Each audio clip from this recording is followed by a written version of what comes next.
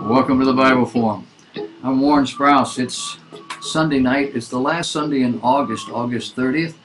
We're going to hit right into September, and the next thing you know, it's going to be Thanksgiving, and then it's going to be Christmas. Are you signed up to receive the weekly rundown of topics? It's a once-a-week mailing sent out on Saturdays. Let you know what's going on. If you'd like to have it, send me an email, thebibleforum@gmail.com. I'll have your email, and then we'll get you on the list. No other mail that gets sent, and I've said that for years, but this week I sent an extra couple of things out, and that was because of my health. I was in the hospital, and I didn't know if I was going to be here tonight. But that's an exception. We're going to take a look at the world first. The world is in a great deal of turmoil. I think you understand that. And I've entitled this first little blurb, Hold On to Your Hat. Out of the 161,392 deaths from COVID, based on CDC data, just 6%, about 9,700 deaths, are attributed to the coronavirus alone. According to CDC, the other 94% had an average of 2.6 additional conditions or causes of death, such as heart disease, diabetes, or sepsis. Now, viruses can bring on a lot of extra strain on the body and all the rest of it, but yeah, you know what I'm saying. Twitter's now issuing warnings having to do with certain tweets. They're calling it Twitter safety. You need to know about this. If you say something that's not exactly true, or something that may cause people to be misled, they will issue a warning. They won't just take down your tweet. They'll issue the warning. Oh, wait, not you. Only the elected officials. Elected officials, if they say something that's not exactly true, they're going to shut it down. They're not going to let it go through. They said, at present, we limit exceptions to one critical type of public interest content, tweets from elected and government officials, given the significant public interest in knowing and being able to discuss their actions and statements. An example was given of a recent tweet from President Trump. So now the Democrats are using mail drop boxes, which are a voter security disaster. Among other things, they make it possible for a person to vote multiple times. Also, who controls them? Are they placed in Republican or Democrat areas? Also, they are not COVID sanitized. The warning came out that says, per our policies, this tweet will remain on the service given its relevance to ongoing public conversation. Engagements with the tweet will be limited. People will be able to retweet with comment, but not like, reply, or retweet. I guess they don't think what was said was true. The Democrat-led U.S. House of Representatives voted Saturday to approve the cash-strapped Postal Service with $25 billion and to block policy changes that have stirred concerns about mail-in balloting ahead of the November 3rd election. The vote was 257 to 150 in favor. It sent the legislation dubbed Delivering for America Act onto the Republican-controlled Senate. But Senate Majority Leader Mitch McConnell said in a statement later this week that the Senate would absolutely not pass this standalone bill. Taxpayer-funded National Public Radio, NPR, is promoting a new book. The new book justifies violent rioting. It's called In Defense of Looting, A Riotous History of Uncivil Action, written by Vic E. Osterweel. It argues that things like looting and arson are nothing more than pragmatic strategies for obtaining wealth distribution and redistribution and improving life for the working class. The author believes America would be much better as a society if everything was on fire all the time and people simply stole whatever they wanted. The book calls for violence by attempting to justify the mayhem on grounds that ideas such as property rights and ownership are meaningless, since the author believes such notions were built on a history of anti-indigenous and anti-black oppression. And the public-funded National Public Radio, they're promoting the book. In New York City, more than 13,000 apartments are empty, and that's just in Manhattan. And the landlords are offering unheard of discounts. The MTA is destitute. Ridership is in a tailspin, despite the fact that subway cars are unnaturally gleaming. Got a lot of time to clean them.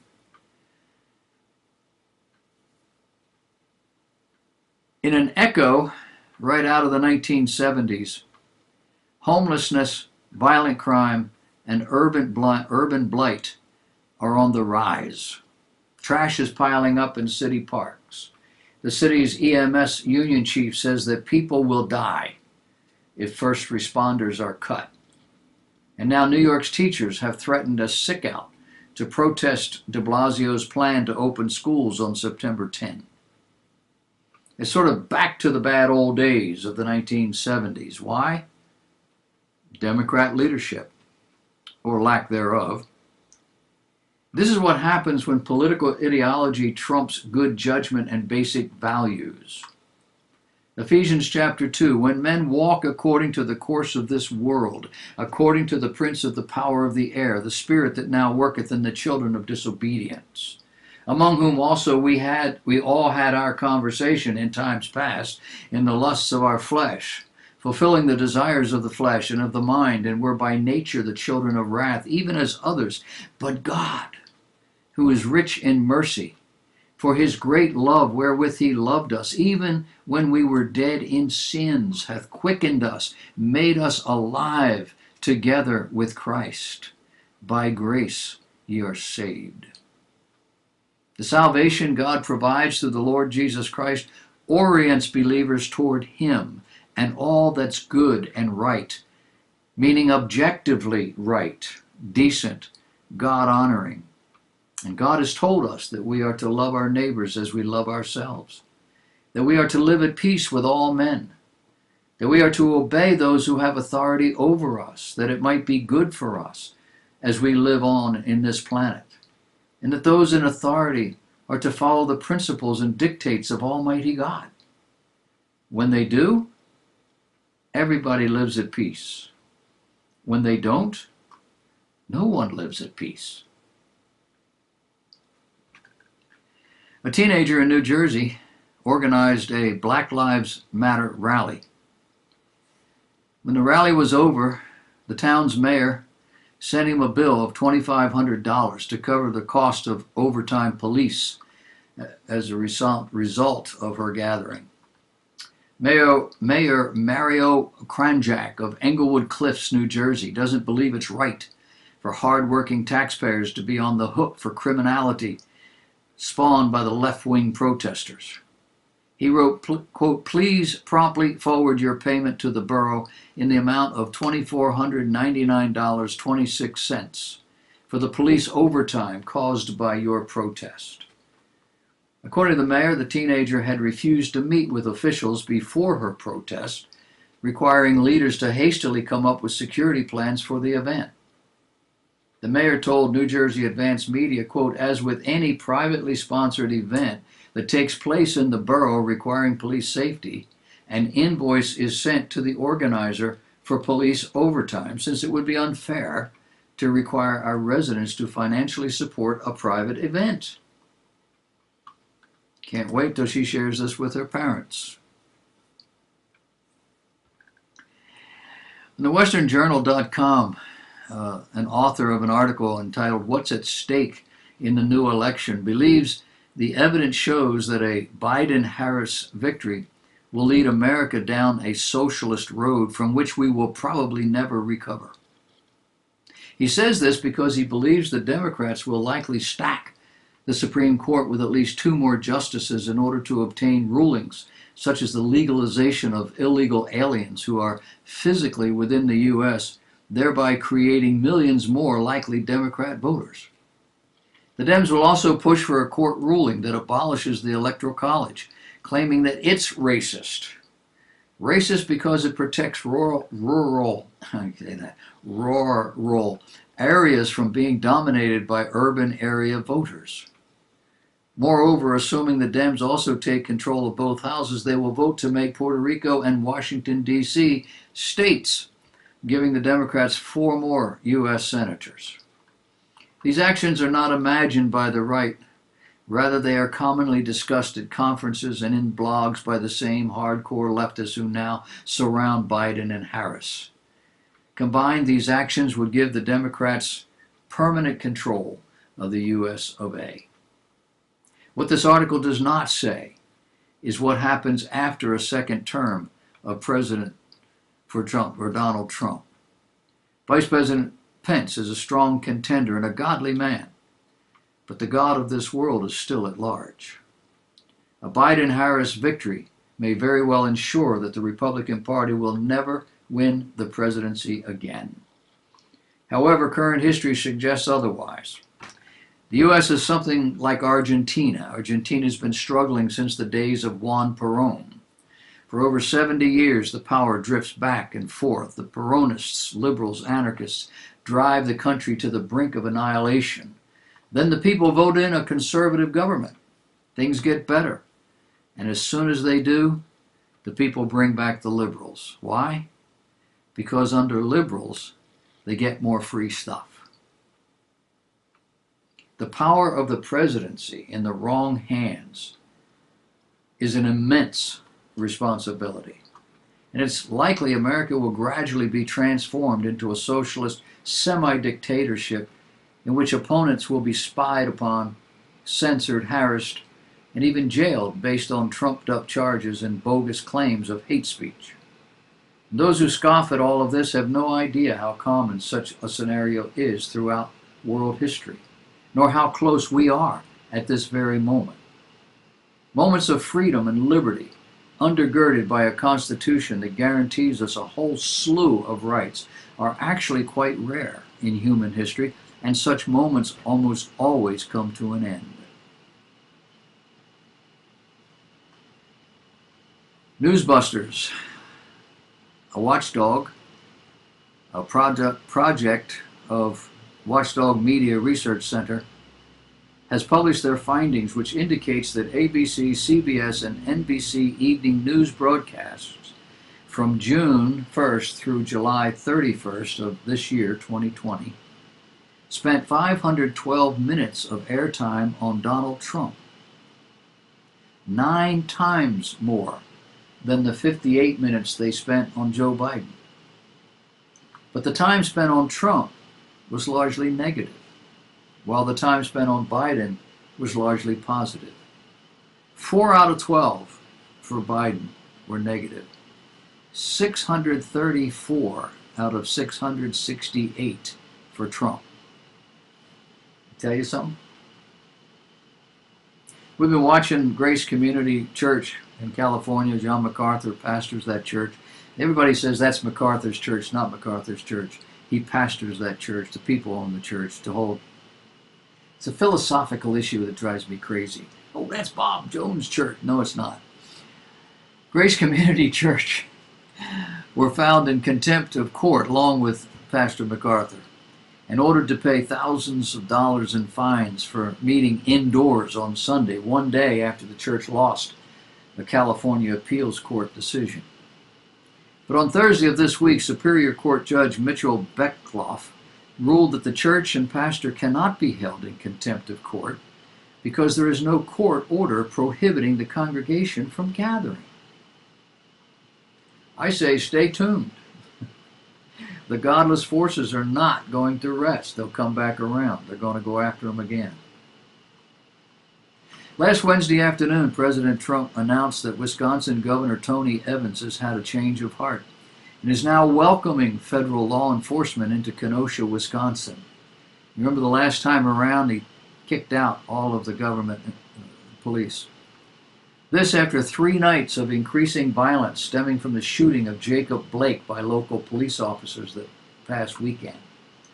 It seems as long as Democrats thought that the riots, the looting, the arson, the unrest would be pinned on Donald Trump, they were happy to let the mob run wild.